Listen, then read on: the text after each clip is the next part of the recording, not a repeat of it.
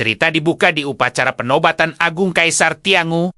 Suasananya terasa begitu megah. Saat para tamu kehormatan disambut, nama penguasa Duen En menggema, semua mata tertuju pada gerbang emas, menantikan kemunculannya yang spektakuler. Namun, sebuah pesawat jet modern tiba-tiba merobek langit. Kemunculannya sama sekali tak masuk akal di dunia kuno ini.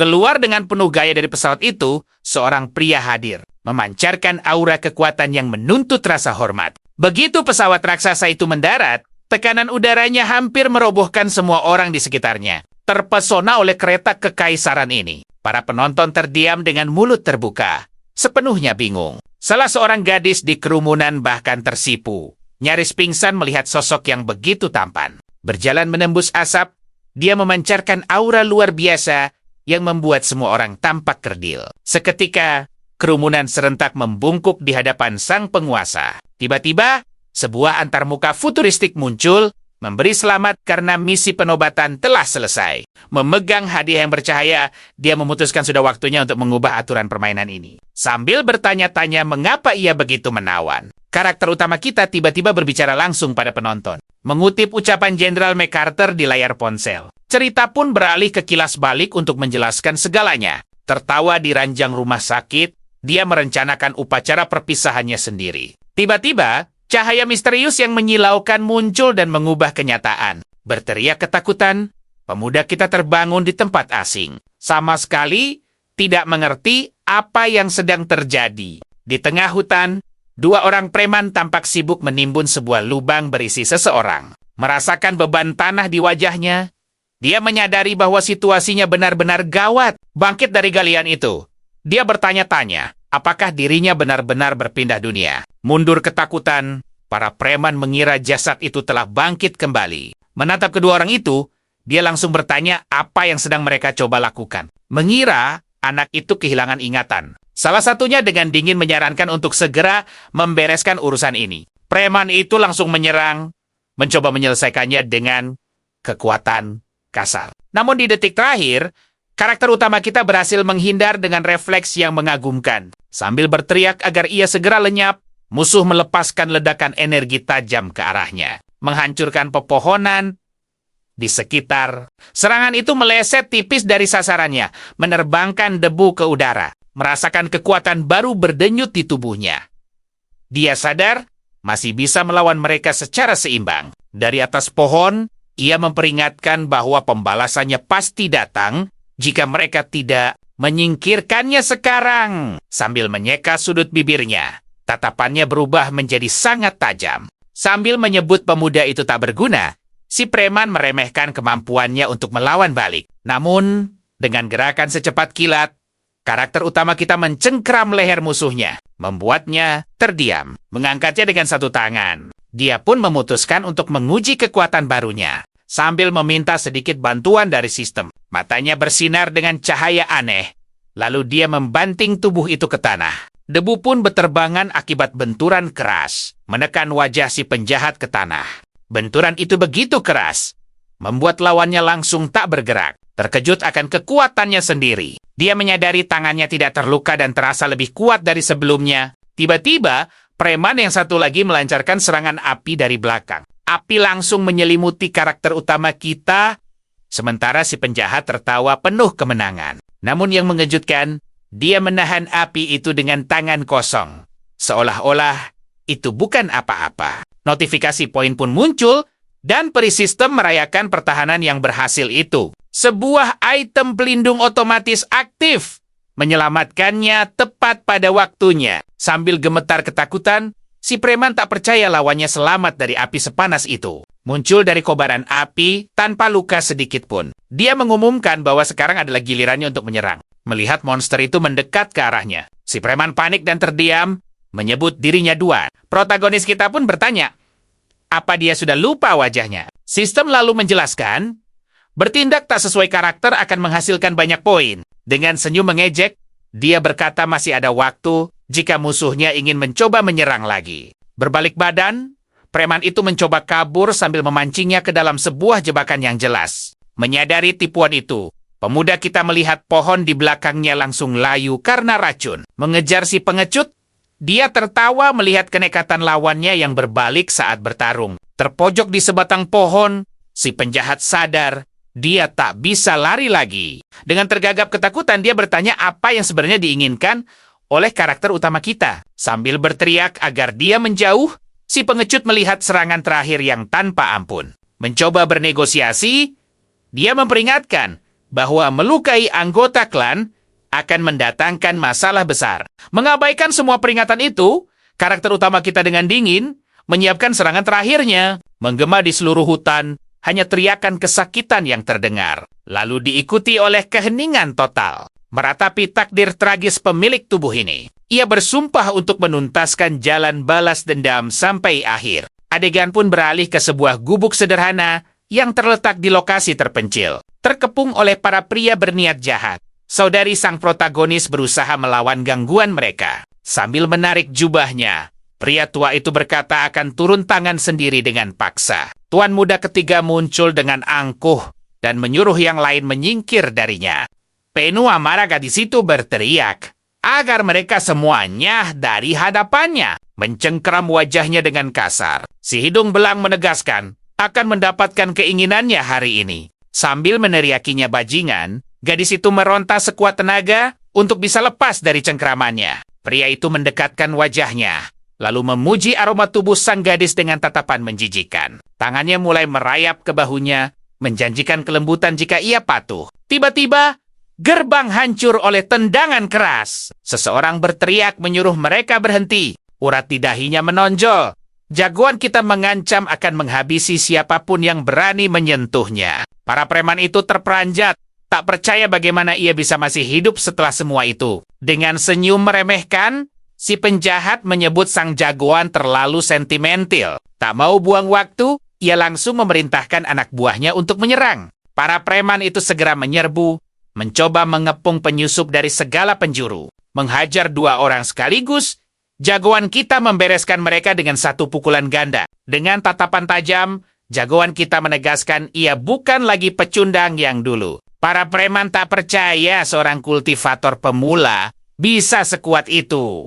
Adiknya berteriak panik, memohon agar ia segera lari dan menyelamatkan diri bagaimanapun caranya. Namun si hidung belang menyela dengan senyum congkak, menyuruhnya untuk mengkhawatirkan diri sendiri. Sambil mengejeknya, si penjahat berkata kalau sampah itu akan menerima nasib yang setimpal. Dengan gerakan tak terduga, musuh melesat maju, mencoba menyerang saat jagoan kita lengah. Ia menendang anak buahnya sendiri sebagai pengalih perhatian. Pria malang itu terhempas ke dinding sambil menjerit kesakitan. Jagoan kita menghindar dengan mudah sambil mendengarkan ancaman kosong lawannya. Sambil memamerkan auranya, si anak kaya menyombongkan diri sudah di ranah bela diri tahap 2. Namun tanpa gentar sedikit pun, jagoan kita menahan serangan itu dengan penuh percaya diri. Sambil menangkap tinju musuh, ia mengejek kekuatan dari pil tak ada gunanya. Sebuah tamparan keras mendarat, dan notifikasi sistem pun muncul mengonfirmasi penghinaan itu.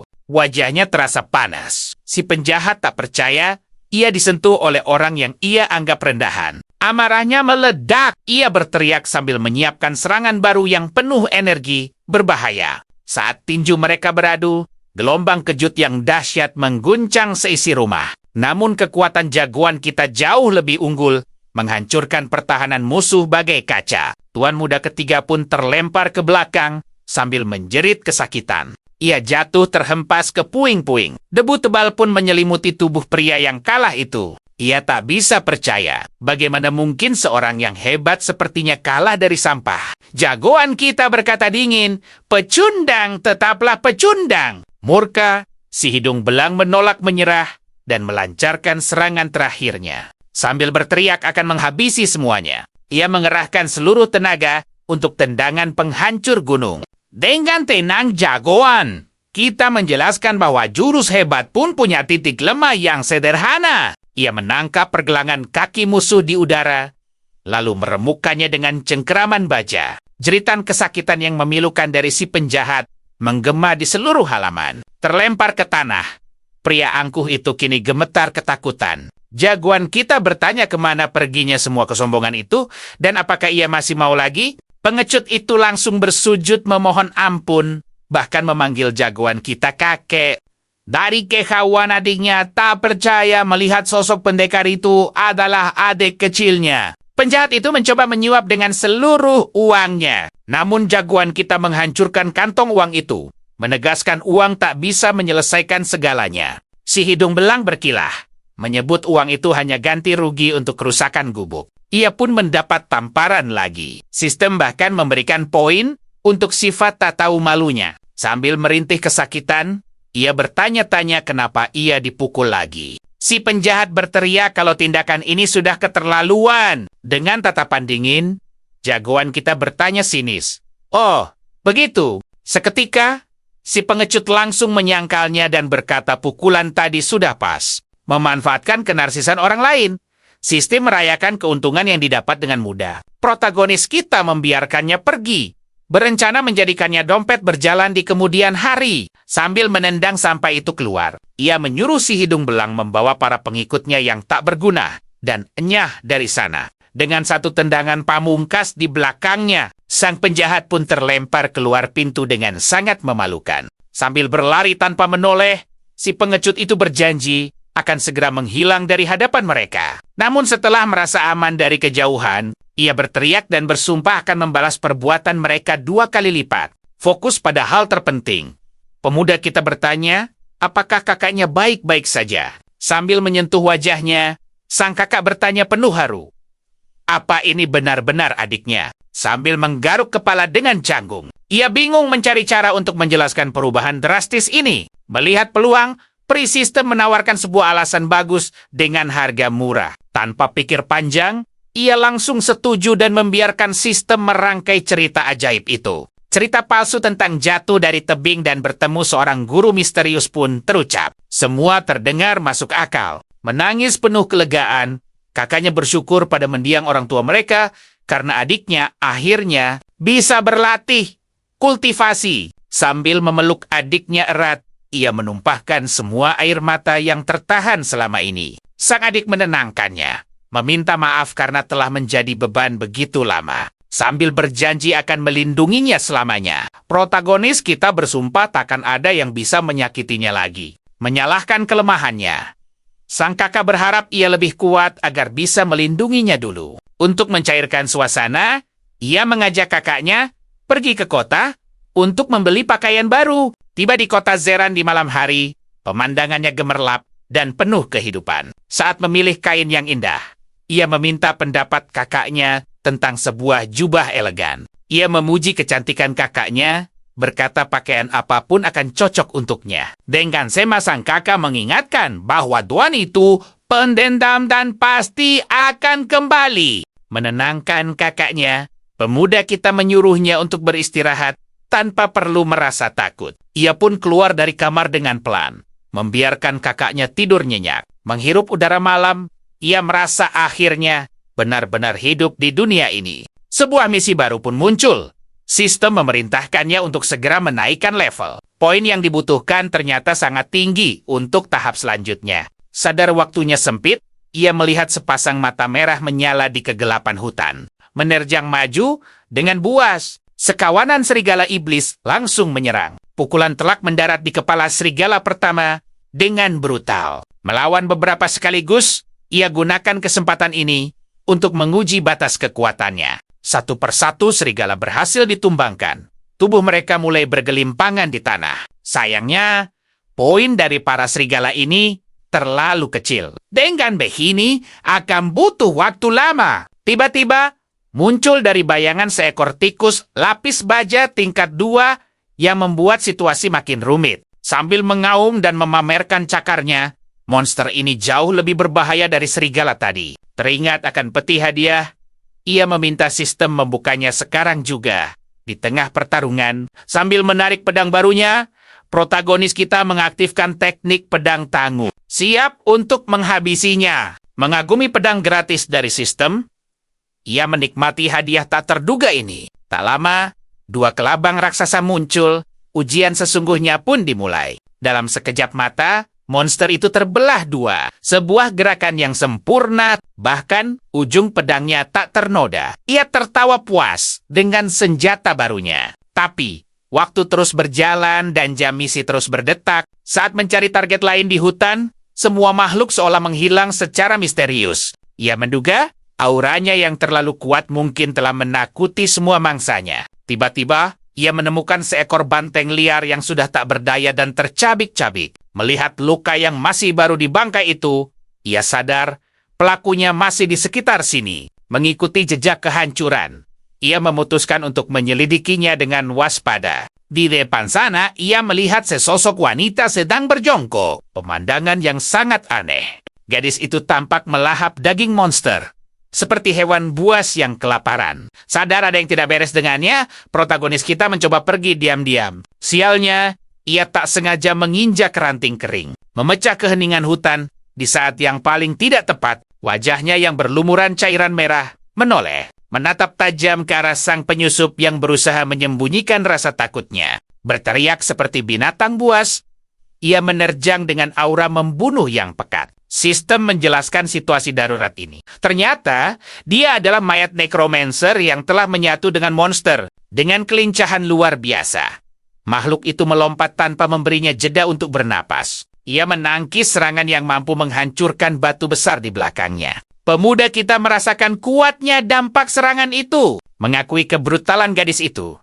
Ia bersiap untuk bertarung serius. Ia pun melancarkan tusukan cepat untuk menguji pertahanannya.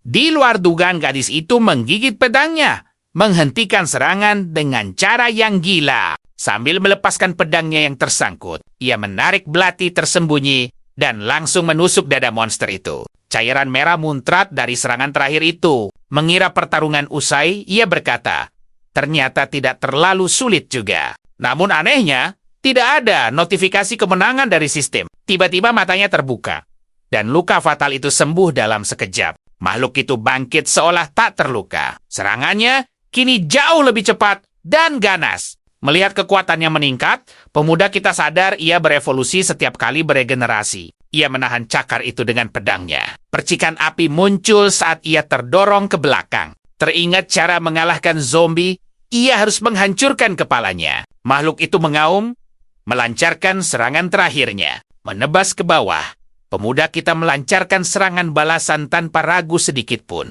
Mengakhiri riwayatnya, pedang itu menebas tanpa ampun, memisahkan kepalanya dari tubuhnya. Bayangan tebasan itu mengakhiri pertarungan brutal. Banjir poin pun diterima. Sistem mengonfirmasi kemenangannya. Sambil membersihkan pedangnya, ia sadar mengincar kepala adalah solusi terbaik. Malam makin larut dan batas waktu misi menipis. Sambil berjalan, ia berharap menemukan musuh lain yang sepadan.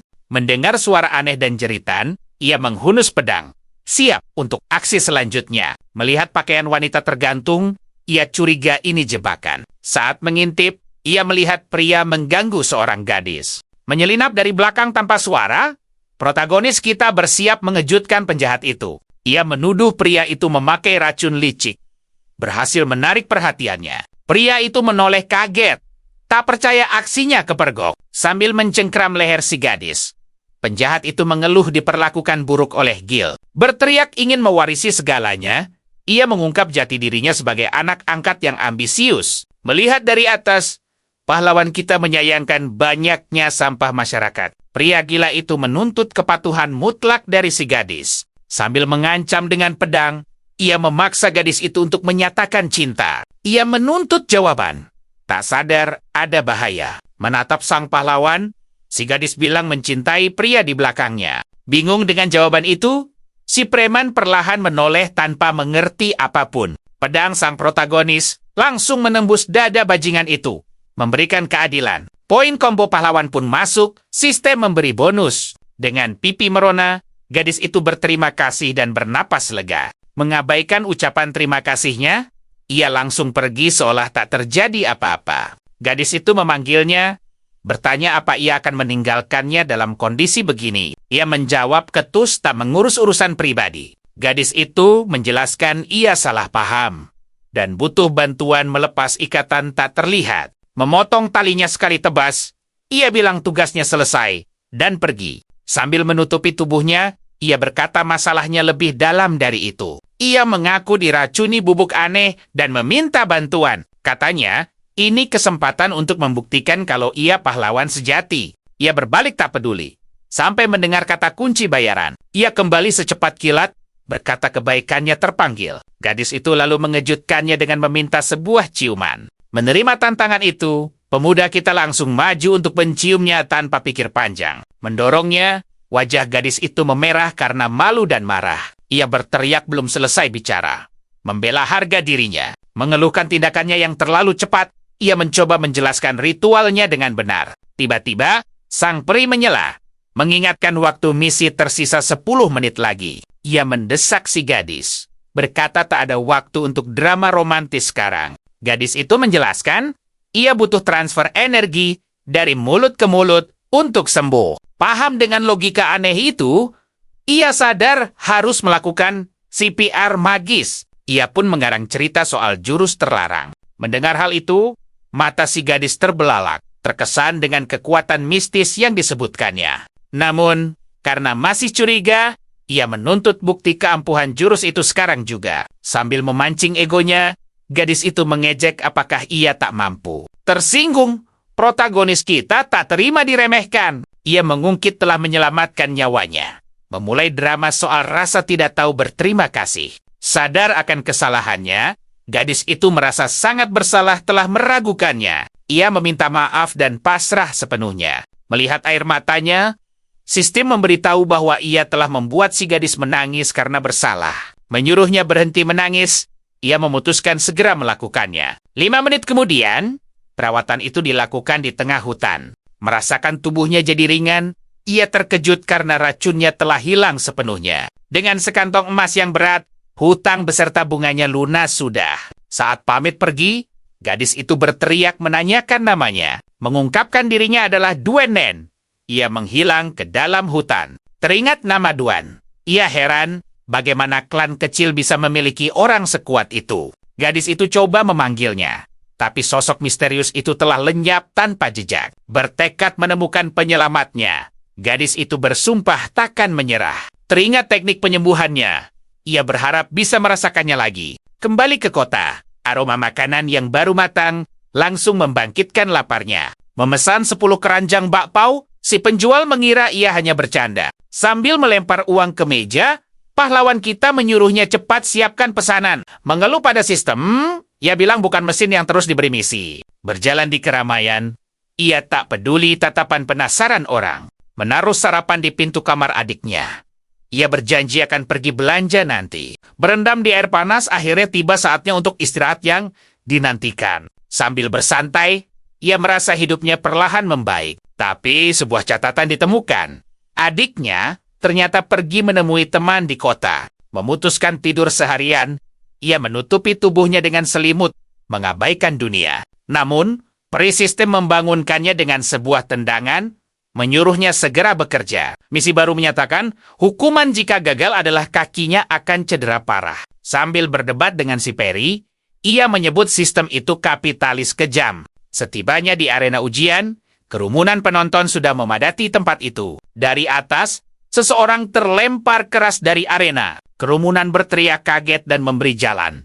Tak mengerti apa yang terjadi. Mendarat di tengah alun-alun, pahlawan kita muncul secara dramatis dan menebarkan debu. Meminta untuk mendaftar, ia menghadap ke meja pendaftaran dengan sangat serius. Saat namanya disebut, keheningan canggung langsung menyelimuti arena. Mata penguji tua itu terbelalak, tak percaya dengan keberaniannya. Para penonton menertawakannya, mulai mengejek dan menyebutnya cari gara-gara. Si tetua menyarankannya mundur untuk menghindari masalah. Tapi ia bersikeras ikut, menegaskan ia datang bukan untuk main-main. Menyela pembicaraan, seorang gadis berambut merah dengan sombong mempertanyakan kualifikasinya. Mengutip aturan klan, ia mengingatkan semua kalau tuan muda punya jatah khusus. Namun, dengan senyum licik, gadis itu berkata sampah sepertinya tak pantas mendapat gelar. Ia mengingatkan bahwa aturan itu dibuat kakeknya. Sambil menunjuk wajahnya, Alaki mencoba mempermalukannya di depan umum. Tak sabar dengan omong kosong itu, protagonis kita menendang keras wajah pria malang itu. Terpental jauh, pria itu langsung tak sadarkan diri, memberikan poin tambahan untuk sistem. Terkejut dengan kekuatan itu, Si rambut merah menghunus pedangnya, menyebutnya bocah kurang ajar. Menyuruhnya berlutut, ia menyerang dengan niat melukainya. Mengayunkan pedang besarnya, serangannya bertujuan untuk menebasnya tanpa ampun. Menghindar dengan anggun, ia membuat serangan itu tampak seperti gerakan lambat. Pedangnya menebas angin kosong, membuat gadis itu mulai gugup. Menghantam lantai batu, benturan senjatanya menerbangkan debu dan puing-puing. Menyaksikan pertarungan itu, salah satu tetua sadar bocah itu bukan lagi orang yang lemah. Penonton berteriak panik dan mundur. Melanjutkan serangan butanya, gadis itu mencoba mengenainya dengan amarah. Frustrasi karena tak bisa menyentuhnya, ia menolak menerima perbedaan kekuatan mereka. Mengejeknya, protagonis kita bilang, dia hanya figuran berisik. Meminta bantuan kakaknya, gadis manja itu menuntut balas dendam. Menghadapi duo itu, pemuda kita sama sekali tak gentar dengan ancaman baru ini. Menggunakan langkah bayangan, ia lenyap dalam sekejap. Sambil menyiapkan tendangan, ia bilang kota ini akan berkurang satu orang bodoh. Sebuah tendangan telak mendarat di dagu lawan. Suara benturannya terdengar sangat keras. Terlambat memperingatkan, sang adik hanya bisa melihat kakaknya dihajar di udara. Berada di atas musuhnya, keunggulan bela dirinya saat itu tak terbantahkan. Menghempaskan pria itu ke puing-puing, debu menutupi kekalahan memalukannya. Berlari ke kakaknya, si rambut merah itu putus asa. Mengancam sang protagonis, ia bilang menyerang keponakan pemimpin adalah kejahatan besar. Mengabaikan drama itu, ia menyuruh si ratu drama mengadu pada ayahnya. Menyatakan perang, ia berjanji akan mempermalukan semua orang besok. Murka dengan keberaniannya, dia bertanya pada tetua apakah akan membiarkan penghinaan ini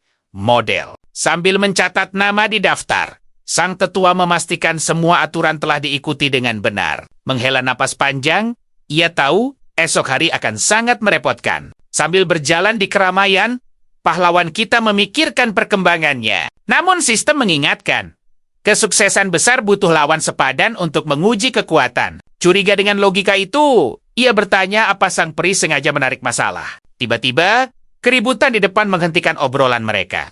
Dari kehauan, ia sadar ada ketidakadilan yang sedang terjadi. Tampak seorang gadis berlutut, mencoba menjual kebebasannya demi pemakaman sang ayah. Seorang pria jahat melempar koin emas, seolah itu tawaran besar. Gadis itu menolak. Lalu anak buah si penjahat langsung menangkapnya. Lepaskan dia sekarang. Seseorang muncul untuk menghentikan kekacauan itu. Melompat ke tengah kerumunan. Pahlawan kita menuntut mereka menjauhkan tangan kotornya. Ia bilang akan membawa gadis itu menantang kekuasaan preman lokal. Sambil tertawa, si penjahat bertanya, siapa orang bodoh yang berani ikut campur? Jawabannya adalah sebuah tamparan keras yang memutar wajah si brengsek. Si anak kaya tak percaya baru saja ditampar di depan umum. Dengan dinjin pahlawan kita bilang hanya menyingkirkan lalat di wajahnya. Murka karena alasan itu, si penjahat menyuruh anak buahnya menangkap pria kurang ajar itu. Namun hanya dalam sekejap, para berandalan itu terlempar ke udara. Mengerang kesakitan di tanah, seluruh gerombolan itu dikalahkan dengan mudah. Sambil mengancam aset berharganya, sang protagonis memperingatkan pukulan berikutnya lebih sakit. Pengecut itu pun kabur, sambil berteriak minta tolong.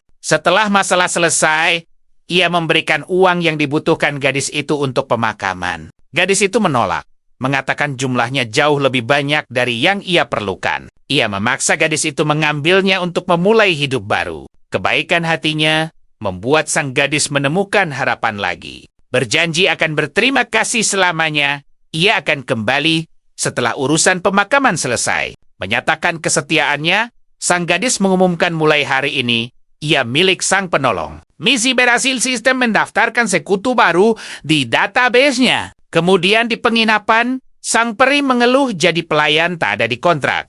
Tercekik oleh tangan raksasa.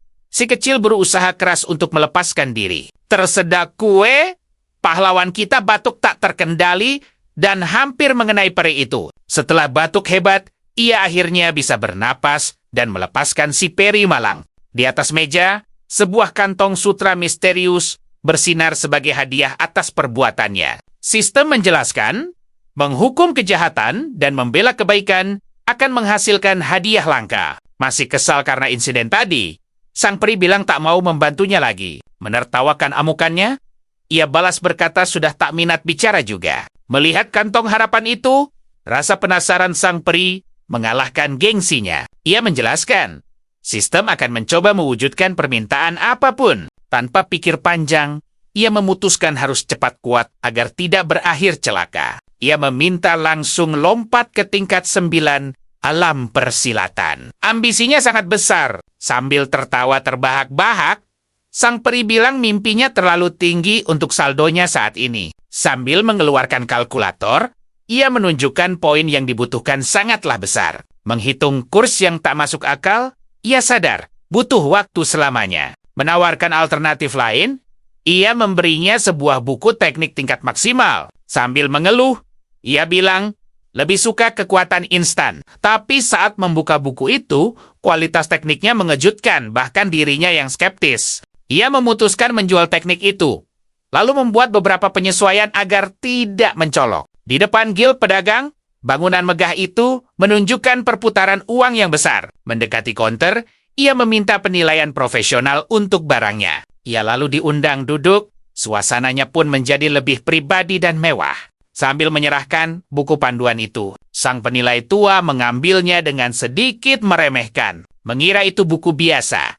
Sang ahli hampir saja menolak kesepakatan itu. Seorang pelayan menyajikan teh untuk menjaga suasana. Sang protagonis menyarankan agar si tetua melihat detailnya lebih teliti. Dengan tergagap karena kaget, si penilai sadar ia sedang memegang harta karun tingkat puncak. Meminta maaf atas kelancangannya, ia memohon kesempatan kedua untuk menganalisisnya. Sambil gemetar, ia mengaku tak pernah melihat teknik pengantar sesempurna ini. Ia berjanji buku ini akan jadi sorotan di pelelangan dan keuntungannya akan luar biasa. Menerima token surgawi, perlakuannya berubah dari pelanggan biasa menjadi VIP tertinggi. Dipandu melewati koridor, ia dibawa ke area paling eksklusif di tempat itu. Mengikuti staf, antisipasinya pada lelang makin membara. Bersantai di kamar mewah, kehidupan glamor ini terasa cocok untuknya. Menikmati buah eksotis, ia menunggu acara dengan santai. Terdengar ketukan pintu. Suara lembut meminta izin untuk melayaninya. Saat pintu terbuka, muncullah gadis bernama Tien Ruro. Dengan pakaian yang cukup terbuka, kaget melihat penolongnya. Wajahnya langsung memerah padam. Sambil gemetar, ia menjelaskan dikirim untuknya. Takut berbuat salah. Kesal dengan kelancangan guild, ia sadar pemimpinnya, Yan Shuko, sedang mengujinya. Ia melempar jubah padanya, menolak tegas layanan khusus itu. Tertutup kain gadis itu. Bingung dengan penolakannya. Sambil menangis, ia berkata akan dijual sebagai pelayan jika misinya gagal. Ia menenangkan gadis itu, berjanji akan menyelesaikan masalah ini dengan para petinggi. Lega tak harus melakukan hal yang tak diinginkan, ia berterima kasih lewat tatapannya. Menawari makanan, ia sadar gadis itu pasti kelaparan. Melahap manisan dengan nikmat, kesedihannya langsung sirna dalam sekejap. Tersenyum melihatnya, ia bertanya apa Gil tak memberi makan staf. Wajahnya memerah. Gadis itu menyangkal punya pikiran kotor. Seorang staf guild masuk, mengabarkan bahwa lelangnya sukses besar. Memperbaiki topengnya, sang protagonis bersiap menerima gunungan uang. Menyusuri koridor mewah, ia mengikuti pemandu ke kantor utama. Sang penilai tersenyum lebar, memberinya selamat atas penjualan jutaan dolar.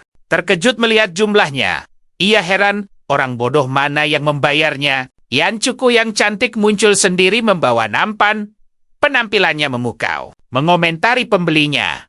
Ia menyebut klan Duang sangat haus akan kekuatan. Setelah dipotong biaya, uangnya langsung masuk ke rekeningnya. Bukan kartu biasa. Wanita itu menawarkan kartu emas pribadinya sebagai kehormatan. Berterima kasih atas jamuannya.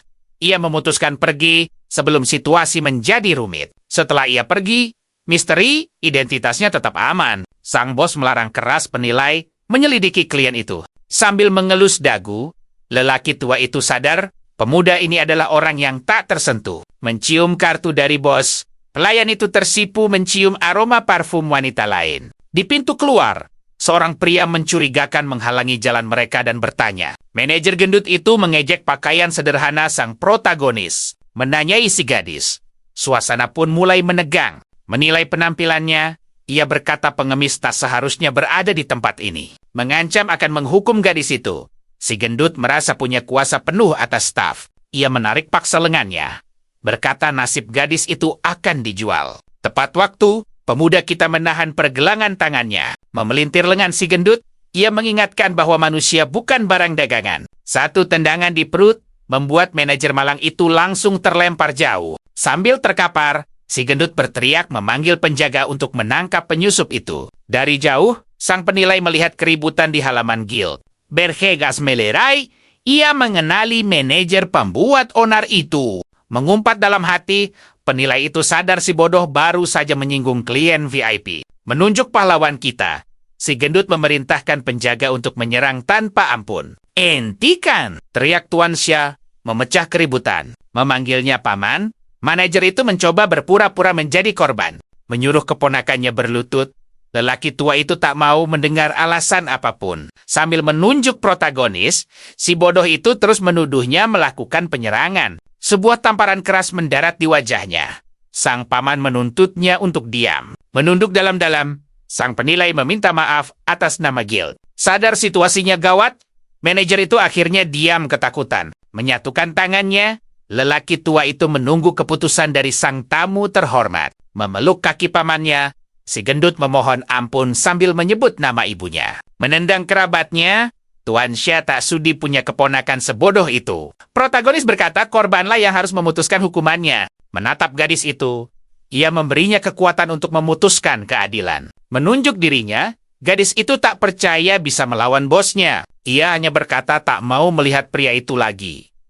Menyegel takdirnya. Memohon untuk ikut dengannya, gadis itu berlutut sebagai tanda terima kasih. Bertanya pada Tuan Xia, protagonis heran. Kenapa guild tak melepaskan pelayan itu? Tanpa ragu, penilai itu setuju ia boleh membawa pelayan sebanyak apapun. Setelah berterima kasih, mereka meninggalkan manajer yang tergeletak dan berlalu pergi. Merasa aneh karena adiknya tak kunjung kembali. Ia bertanya-tanya mengapa gadis itu belum pulang. Ia memberikan sekantong uang untuk menjamin kehidupan sekutu barunya untuk waktu yang lama. Mata gadis itu terbelalak melihat jumlahnya dan mencoba menolak. Namun, pemuda itu memotongnya, meminta ia merawat adiknya sebagai bayaran. Sambil bersumpah setia, gadis itu berjanji tidak akan gagal dalam misinya melindungi keluarga. Sambil memegang kartu emas, ia menyuruh sang peri menghabiskan semuanya untuk naik level. Menutupi mata sang peri, ia menyembunyikan PIN kartu demi keamanan. Mesin pun memproses pembayaran, mengonfirmasi konversi emas menjadi poin. Mengendus kartu itu, sang peri mengeluh cemburu karena mencium aroma wanita lain. Dalam ledakan cahaya keemasan, sistem mengumumkan promosi langsung ke tahap ke-9. Merasa tubuhnya biasa saja, ia heran. Tidak banyak perubahan fisik yang terjadi. Sang peri berkata, energinya akan stabil saat pagi tiba. Berbaring di tempat tidur, ia memutuskan untuk tidur nyenyak sampai hari ujian dimulai. Bersinar hijau pekat, batu ujian mengonfirmasi kekuatan seseorang di tahap ke-8. Para penonton memuji Ayang, kandidat itu sebagai pasangan yang sempurna untuk klan. Seorang bangsawan menanyakan alasan kehadiran pemimpin serikat di sana. Yanuku mengaku punya kepentingan pribadi dalam acara itu sambil mencari seseorang. Menyadari kedatangan seseorang, wanita itu tersenyum saat menemukan orang yang dicarinya. Menerobos kerumunan, protagonis kita tiba menyuruh semua orang menyingkir. Kerabat yang iri mulai berbisik dan mencibir sepupu mereka yang terlambat itu. Sang paman berencana menyingkirkan pemuda itu setelah ujian selesai. Pemimpin serikat dan gadis lain berbisik namanya sambil terus mengawasi dengan cermat. Dengan percaya diri menyentuh batu itu, hasil tahap ke-7 muncul. Yenjuku menutup mulutnya karena terkejut dengan peningkatannya yang begitu cepat. Gemetar ketakutan. Kandidat sebelumnya menyadari bahwa pemuda itu sangat berbahaya. Mengepalkan tinjunya, Arfil menolak menerima kesuksesan. Mendadak sang protagonis menatap dingin kerumunan. Ia menegaskan telah kembali. Penguji tua menyarankan agar ia tak perlu lagi mengangkat beban. Mengambil nama lawan berikutnya, protagonis kita membiarkan takdir memilih korbannya. Melihat kertas bertuliskan grup A, ia bertanya-tanya siapa orang yang kurang beruntung itu. Dengan senyum licik, sepupunya Ayang mengungkapkan bahwa ia juga mendapat grup yang sama. Ia mengejek akan bersikap lunak padanya demi persahabatan keluarga lama mereka. Sambil menghunus pedang, gadis itu berjanji akan bertarung sekuat tenaga. Dengan nada ironis, pemuda kita menyuruhnya untuk tidak berusaha terlalu keras. Melepaskan gelombang energi tebasan, ia menyerang dengan niat untuk menang cepat. Namun, dengan tangan di saku, ia menghindar santai seolah serangan itu bergerak lambat. Menguap bosan di tengah arena, protagonis kita mengeluh pertarungan ini membosankan. Gadis itu marah karena merasa diremehkan. Ia berkata hanya ingin memberinya jalan keluar yang terhormat untuk menjaga harga dirinya. Menolak belas kasihannya, gadis itu menyiapkan serangan terakhirnya yang penuh amarah. Mengamati teknik yang familiar, ia mengenali jurus angin yang dibanggakan lawannya. Para tetua memuji gadis itu sebagai seorang jenius kultivasi. Tetua yang lain memuji ayahnya, mengatakan bakat itu menurun dalam keluarga. Namun, ia mengkritik serangan itu, menyebutnya hanya terlihat hebat tanpa kekuatan. Gadis itu panik karena kelemahannya terbongkar. Ia menawarkan pelajaran gratis tentang kesalahannya. Kembali menyerang, gadis itu berteriak akan memanfaatkan celah yang ia tinggalkan. Sambil menghunus pedang, ia bertanya lawannya mau turun panggung baik-baik atau tidak. Menyatukan kedua tangannya, sang protagonis meminta maaf atas kerusakan yang akan terjadi. Mengaktifkan perisai esensi, sepupunya mencoba melindungi diri dari benturan yang datang. Tinju pemuda itu bersinar saat menghantam pelindung sihir. Pertahanan yang tadinya kokoh itu retak seperti kaca, tak mampu menahan tekanan pukulan. Terbang di udara, gadis itu terlempar dengan keras keluar dari arena pertarungan. Para penonton terkejut saat tanda tahap ke-9 bersinar terang. Sang jenius klan jatuh terduduk. Kalah hanya dengan satu gerakan. Duan San yang jahat datang berpura-pura baik menolong sepupunya. Dengan sarkas protagonis kita menyapa lawannya itu. Menghadapi sepupu pengkhianatnya. Ia berterima kasih secara ironis karena telah mendorongnya dari tebing. Mengingat masa lalu. Sang penjahat berkata ia menemukan guru kegelapan setelah insiden itu. Dengan angkuh ia memamerkan kekuatan barunya, hasil dari latihan yang brutal. Melihat dari samping, sang pri menyadari lawannya naik level dengan curang, lalu menawarkan pahlawan kita sebuah peningkatan kekuatan instan yang terlarang. Menolak cara licik, dia lebih memilih menang secara adil dan mempermalukan lawannya. Ayah si penjahat menyela obrolan mereka, menyarankan istirahat sambil diam-diam memberikan sebuah pil. Pria tua licik itu pun mengedip pada anaknya. Sepupunya bertanya kenapa sang protagonis tidak memakan apapun, berusaha menutupi rencana mereka. Setelah menganalisis pil itu, sang peri menemukan racun penyegel sihir di dalamnya. Sang peri menawarkan untuk memurnikan pil itu dengan harga tinggi, tapi menjamin efeknya akan dahsyat. Dengan berat hati, dia membayar 2.000 poin saat itu juga. Kembali ke arena. Kedua petarung saling berhadapan, siap untuk pertarungan penentuan. Sambil mengutak-atik sistem, sang peri mengambil kesempatan meningkatkan senjatanya. Bercahaya terang, pedang Tienu itu pun naik ke level teratas di kelasnya. Mengacungkan pedang barunya, pahlawan kita memperingatkan bahwa waktu bermain telah usai. Bermain licik, si penjahat langsung mengincar kaki untuk melumpuhkan pergerakannya. Dengan gesit, sang protagonis melompat menghindari serangan berbahaya yang mengincar kakinya. Dia tetap fokus, menyadari gaya sepupunya adalah serangan brutal untuk menjatuhkan lawan. Sambil mengejek, Duan bertanya apa dia takut mengalami nasib buruk yang sama. Setenangher, pahlawan kita hanya mengamati gerakan panik lawannya. Di tengah pertarungan, dia justru menutup matanya, seolah menyerah atau sedang bermeditasi. Memusatkan energi pada pedangnya, si penjahat menyiapkan tebasan pamungkas dengan kekuatan penuh. Dengan senyum tipis, sang protagonis mengejeknya karena hanya punya satu jurus. Dia melompat melewati ledakan energi, menghindari kehancuran di sekitarnya, bersumpah untuk mengakhirinya. Si penjahat melepaskan kekuatan lebih besar, mencoba mengenai targetnya di udara. Protagonis kita berkata bahwa jurus angin itu murni dan adil, sementara wajah lawannya berubah karena terkejut. Si musuh melihat pedang itu mendekat dengan cepat. Menagih hutang lama, pahlawan kita menyerang demi kehormatan saudarinya yang telah dihina. Tebasan telak mendarat di dada si penjahat, melunturkan semua kesombongannya. Mengakhiri dengan pose keren, Dia menyebutkan bentuk akhir dari jurus pedangnya. Dengan sang paman menyadari rencana racun mereka sepertinya telah gagal. Teringat perbuatannya pada sang protagonis di masa lalu, rasa takut akan pembalasan menghantamnya. Pria tua itu bingung. Bagaimana dia masih punya kekuatan? Tak mengerti kenapa segelnya tidak bekerja. Menolak kalah, Duan berteriak tak akan tunduk pada sampah sepertinya. Sambil merobek bajunya, dia mengaktifkan sebuah teknik tubuh terlarang. Melesat seperti tank, pukulannya mengarah telak ke kepala sang protagonis. Dia pikir kekuatan kasar adalah segalanya, meremehkan teknik tingkat tinggi lawannya. Hanya dengan satu tangan, serangan dahsyat itu ditahan, membuat semua penonton terkejut. Menahan tinju raksasa itu, sang protagonis membuktikan perbedaan level mereka sangat jauh. Si penjahat meronta mencoba lepas, tapi tubuhnya tak bisa bergerak sedikit pun. Satu tendangan ke perut membuat anak manja itu terbatuk hebat. Tuan muda itu jatuh berlutut karena malu, tapi masih menolak mengaku kalah. Menginjak dadanya, sang protagonis berkata, dia justru lebih suka jika lawannya tidak menyerah.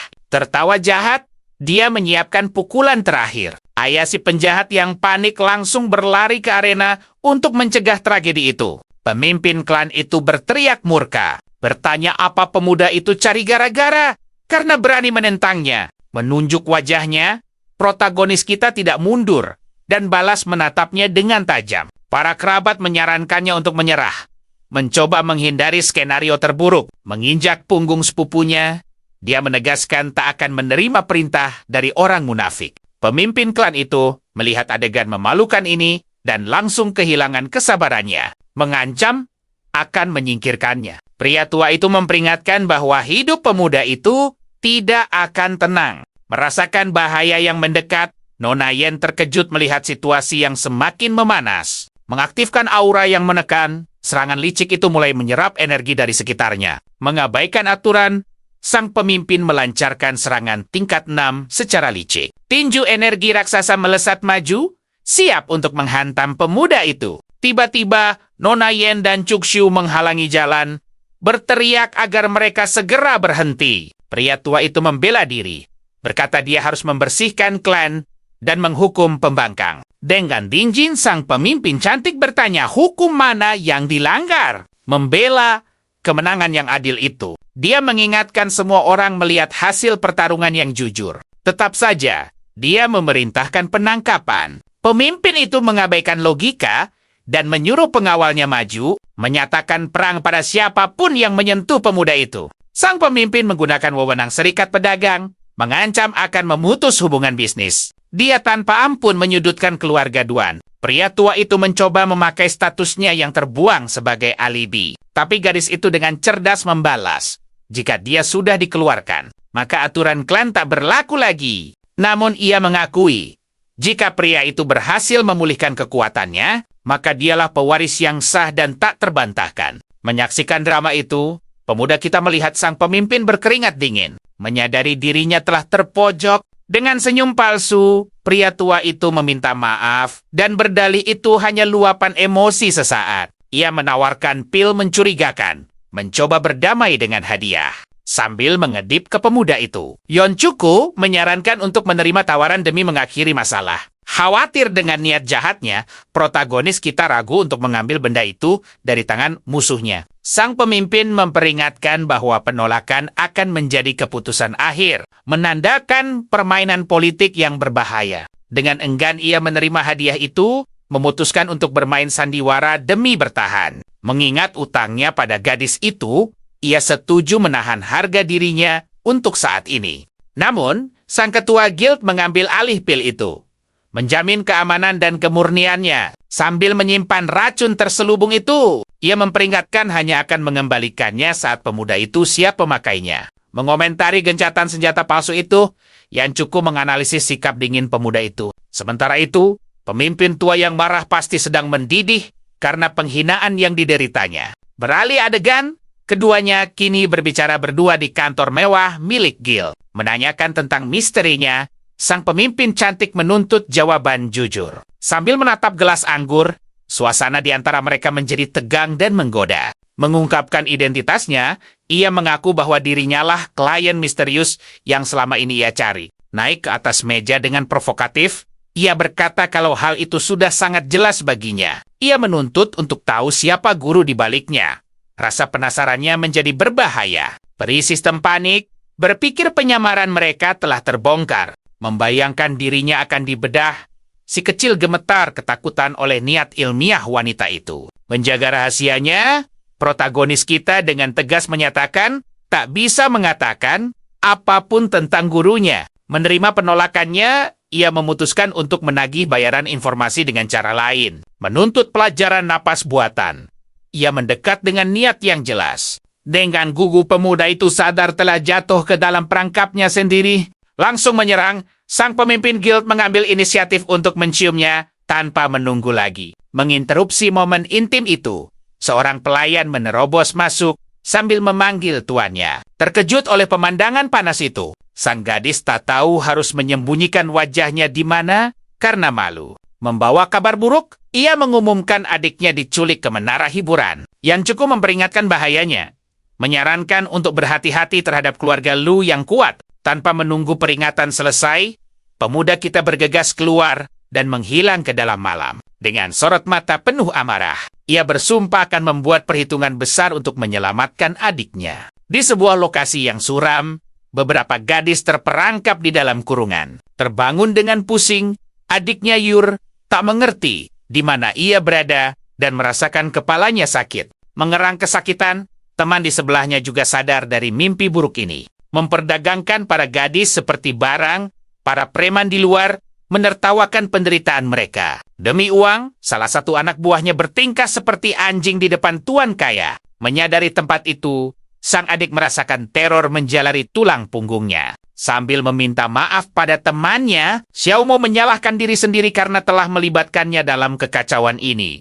Menjelaskan masalahnya, ia berkata pernah membuat marah orang penting dari keluarga Lu di masa lalu. Mengejek persahabatan mereka, sang penjahat muncul di sel untuk merusak momen haru itu. Mengumumkan barang baru, juru lelang mempersembahkan 2 gadis istimewa kepada penonton. Merasa beruntung, orang-orang di sana bersiap dengan penawaran mereka. Memperebutkan harga, 2 orang kaya memulai pertarungan ego yang konyol. Mendobrak pintu dengan tawaran fantastis, seseorang mengakhiri perdebatan itu dengan 1000 koin. Berjalan dengan angkuh, Tuan Muda Fu menuntut jalan dan rasa hormat dari semua orang. Memuji kultivasinya, para penjilat dengan cepat memberi jalan untuk bangsawan itu. Manajer memerintahkan agar para gadis dibawa ke ruang VIP demi menyenangkan klien penting itu. Putus asa akan nasib kejamnya, sang teman menangis tanpa ada harapan untuk selamat. Berharap menjadi keluarga di kehidupan selanjutnya, sang adik pasrah pada takdirnya. Tiba-tiba,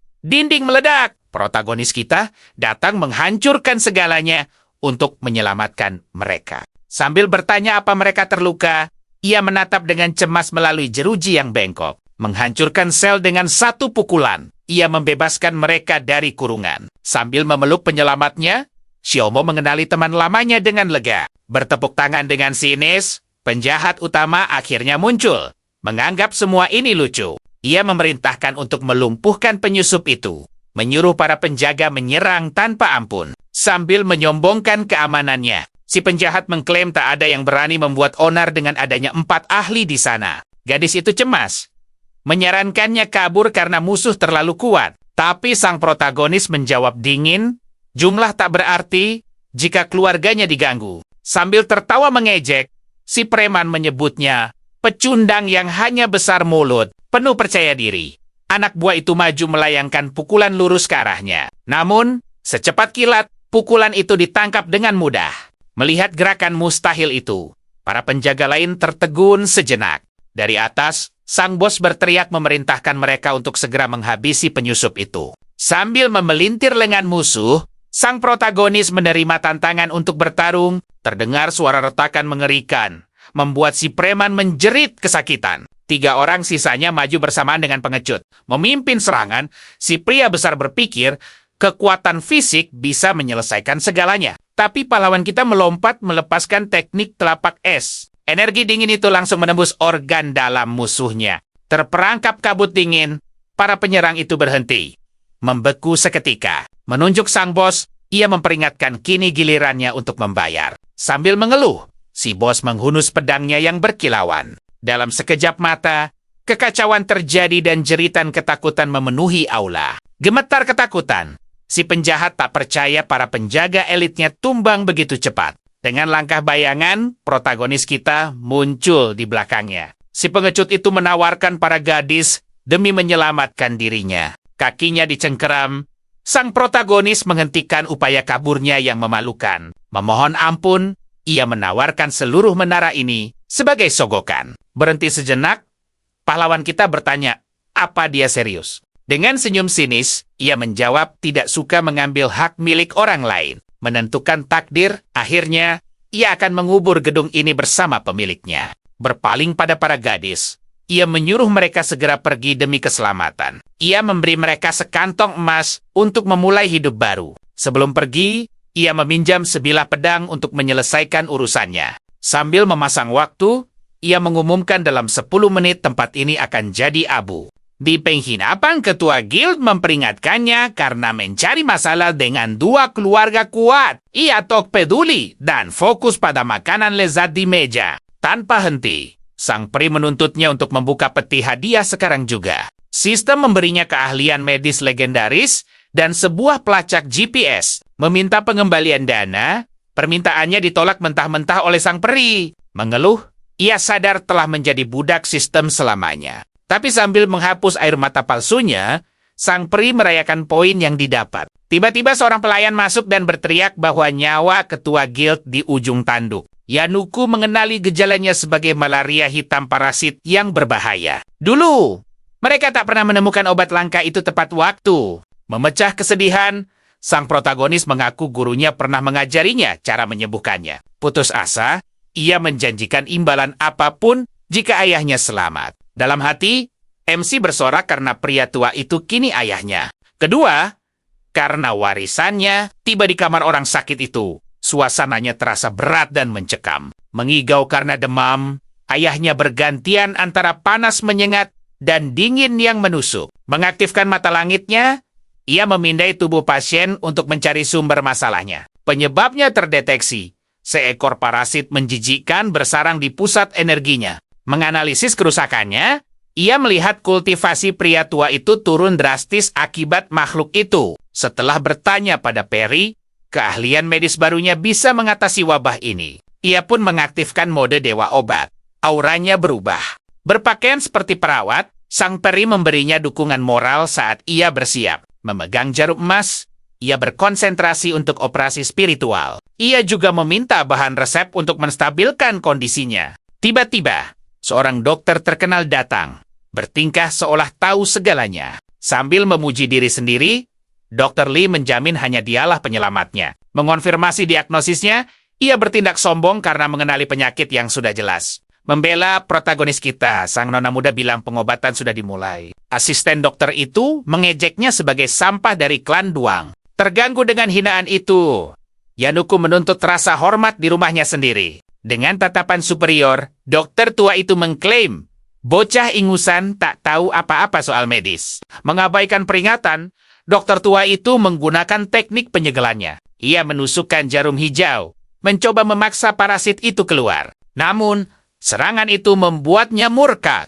Monster itu membalas, melahap energi yang menyerangnya. Ia memuntahkan cairan hitam, membuat kondisi pasien langsung memburuk dan kejang-kejang. Terkejut dengan perlawanan itu, sang dokter tak percaya tekniknya gagal total. Menyerah, ia dengan menyesal menyatakan kasus ini mustahil diselamatkan. Sambil menunjuknya, sang asisten menuduh protagonis telah mengganggu sebelumnya. Dengan tenang, pemuda itu menjelaskan di mana letak kesalahan fatal teori sang ahli. Ia menjelaskan bahwa cacing itu menyatu dengan kehidupan inangnya. Kekuatan kasar akan melenyapkan keduanya sekaligus. Berteriak marah, muridnya menantang protagonis karena menghina kakeknya. Menyuruh cucunya diam, sang dokter sadar ia melakukan kesalahan besar. Sambil membungkuk rendah, ia mengakui kesalahannya dan memohon tuan muda untuk mengambil alih. Tak percaya melihatnya.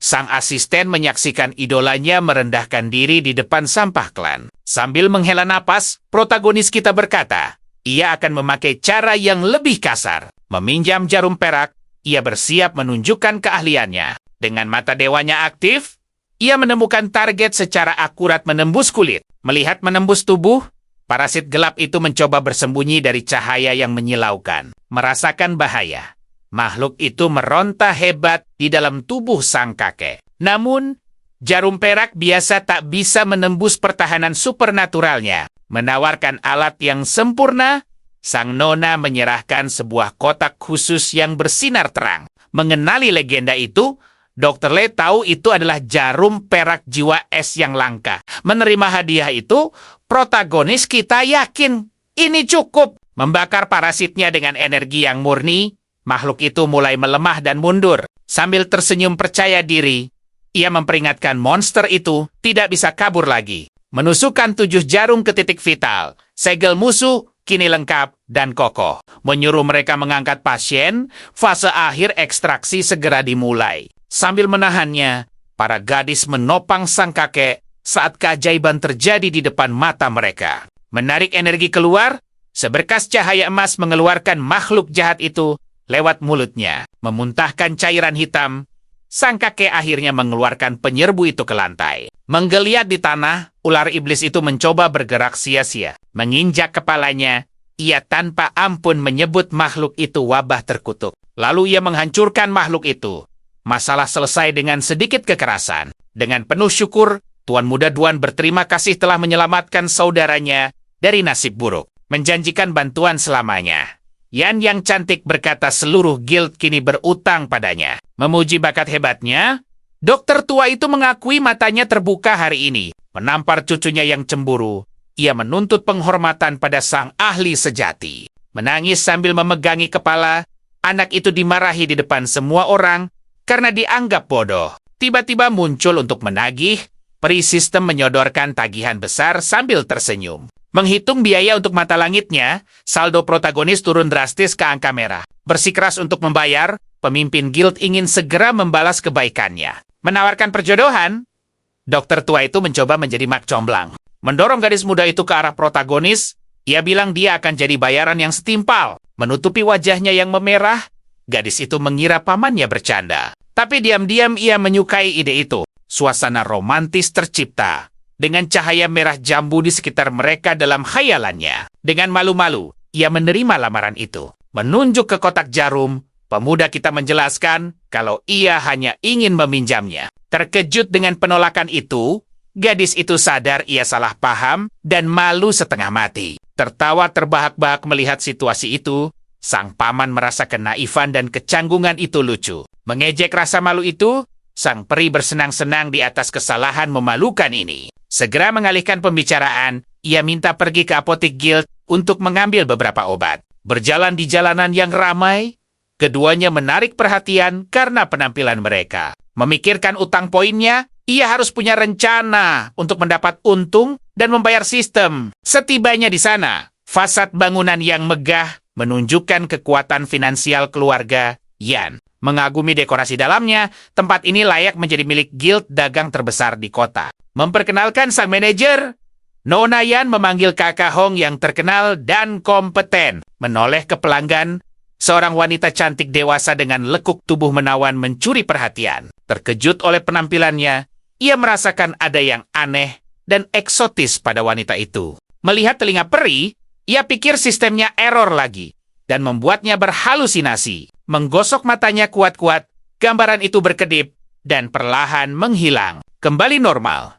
Wanita itu tersenyum ramah seolah tak ada yang terjadi. Ketua guild mulai berbelanja sambil menyiapkan daftar obat untuk sang kakek. Tiba-tiba, seorang pria ditendang keluar toko, terpental, dan membuat keributan di pintu masuk. Sambil berteriak ditipu, sekelompok pria botak bersenjata datang menuntut pertanggungjawaban. Dengan sikap tegas, manajer Hong menatap dingin para perusuh itu. Mereka menuduh toko menjual racun, mengklaim bosnya menelan kumbang berbahaya dari ramuan. Dari jauh, pahlawan kita mengamati dan merasa ada yang aneh dengan cerita mereka. Para pelanggan lain mulai berbisik, khawatir dan meragukan kualitas barang di sana. Saat ditanya tentang serangga itu, Nona Yan mengaku belum pernah mendengarnya. Memotong suasana, Pemuda kita mengaku ahli dalam kondisi kritis. Mengagumi keberaniannya, Yan kecil menyatukan tangan, berharap rencananya berhasil. Ia menjelaskan, serangga itu menyedot energi spiritual korbannya hingga benar-benar kering. Ia memperingatkan akhir mengerikannya, di mana kulit inang akan terasa meleleh dari dalam. Sambil melipat tangan, pemimpin preman itu dengan angkuh menuntut ganti rugi. Membela usahanya, Kak Hong menegaskan tak akan pernah menjual barang yang rusak. Sambil tersenyum, pahlawan kita menawarkan diagnosis gratis pada pasien itu. Ia bilang tak ada obat untuk racunnya, dan medis saja tidak akan cukup. Dengan senyum licik, pemuda itu berkata kalau penipu harus dihadapi dengan kepalan tangan. Satu pukulan telak menghantam perutnya, membuat preman itu nyaris memuntahkan semuanya. Para anak buahnya mengeluarkan pisau dan menyerang. Namun ia menghindar dengan mudah, bahkan menginjak kepala mereka tanpa berkeringat. Dia meminta seember cairan emas, katanya untuk mengeluarkan racun dengan limbah tubuh. Seketika sembuh, pemimpin penipu itu berkilah kalau tadi hanya kram biasa. Sambil menodongkan pedang, ia bertanya apa sakitnya sudah hilang. Dengan gagap si penipu sadar telah mencari masalah dengan orang yang salah. Sambil berlutut, dia mengakui kejahatannya dan merekayasa cerita kumbang itu karena serakah. Merasa iba, Kak Hong menyarankan untuk melepaskan para orang bodoh itu saja. Alasannya, dia tidak ingin ada masalah di tokonya tepat pada hari ulang tahunnya. Pahlawan kita setuju, tapi dengan satu syarat tambahan. Sambil memegang papan saya penipu, preman itu menjadi tontonan memalukan di jalan. Ia pun menyerahkan sebuah kartu hitam. Sang manajer menjamin perlakuan VIP seumur hidup untuk sang pahlawan. Dengan senyum profesional, Kak Hong menjamin obat sang kakek akan diantar ahli terpercaya agar mereka tenang. Saat akan meninggalkan toko, temannya, Chukshu, tampak khawatir dan terus menoleh ke belakang. Tiba-tiba, ekspresinya berubah total saat mendengar sebuah bisikan yang tak terduga. Kagum padanya, sang manajer bergumam, bagaimana anak itu tahu cara menyerang lebih dulu untuk disegani. Namun, Cuki memperingatkan Kak Hong agar tak macam-macam dengannya. Dan jangan menyia-nyiakan kesempatan ini. Penasaran dengan bisikan itu, pahlawan kita bertanya, apa mereka butuh waktu? Tapi gadis itu mengelak dan menariknya pergi. Tak lama, peri sistem muncul. Mengeluh kalau dia tak punya ambisi dan hidupnya membosankan. Mengabaikan drama si peri, ia teringat punya satu putaran keberuntungan dan langsung ingin mengambil hadiahnya. Sambil menunjukkan roda warna-warni, si peri bertanya dengan bosan apakah ia mau melewati animasinya. Tanpa minat, pemuda kita menyuruhnya langsung memberi hadiahnya. Karena tahu permainan itu sudah diatur oleh si peri. Dalam seberkas cahaya biru, sistem memberinya persepsi jiwa, bakat penting alkemis untuk melihat hal tak terlihat. Saat diaktifkan, matanya bersinar keemasan, siap memindai detail lingkungan untuk menguji kekuatan jangkauannya. Ia memperluas kesadarannya untuk melihat jangkauan penglihatannya. Namun yang muncul di benaknya hanyalah siluet gelap, dan ia mengeluh sensornya terlalu kuat. Melihat pemandangan lekuk tubuhnya yang disensor itu, dia memutuskan harus segera meningkatkan kemampuan ini ke 4K untuk melihat detail penting. Dilihat dari siluet Kak Hong, posturnya sangat aneh dan menandakan ada sesuatu yang salah di ruangan sebelah. Seketika, wajahnya berubah kaget saat menyadari wanita itu berada dalam bahaya besar dan butuh pertolongan.